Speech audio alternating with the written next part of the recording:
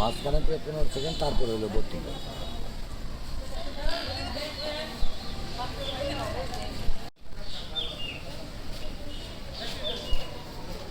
Minute ওই সাইডে 15 minute, ওই সাইডে 15 মিনিট, সোমকে 15 মিনিট, তারপরে আমি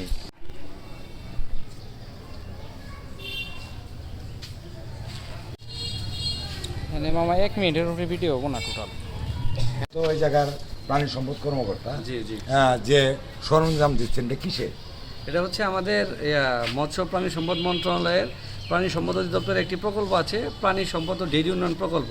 সেটার আওতায় আমাদের এখানে 40 জন আমাদের মুরগি উৎপাদনকারী দল আছে, তাদেরকে আমরা প্রশিক্ষণ দিয়েছি। তাদের যে এই উৎপাদনটা অব্যাহত রাখার জন্য তাদেরকে সহায়তা হিসেবে আগে আমরা তাদেরকে প্রত্যেকটি বাড়িতে একটি করে মুরগির ঘর তৈরি করে দিয়েছি, এবং তার ধারাবাহিকতায় এটা আমরা দিচ্ছি যে তারা ফিডার ড্রিঙ্কার মুরগিটার খাবার ই করে। আরে তুমি কথা কাউ করে এদিকে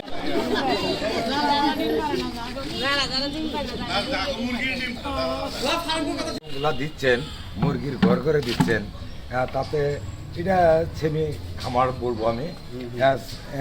খামারিরা কি উপকৃত হচ্ছে, কীরকম কি উন্নয়ন করতে পারছে?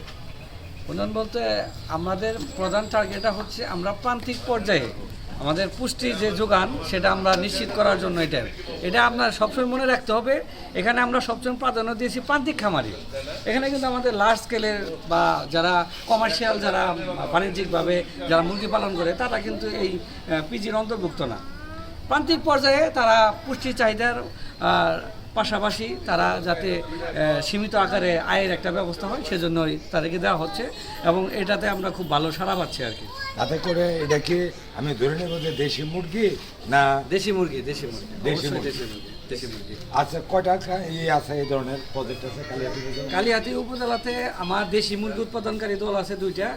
এটা হচ্ছে আমার পৌরসভার ভিতরে একটা, আরেকটা আছে আপনার সহদেবপুর ইউনিয়নে পৌজান মুরগি উৎপাদনকারী দল, দেশি মুরগি। আচ্ছা, আমাদের প্রতিনিধি দল আপনার সাথে যাবে, একটু কি দেখাতে পারবেন? হ্যাঁ, অবশ্যই অবশ্যই। ধন্যবাদ। ঠিক আছে।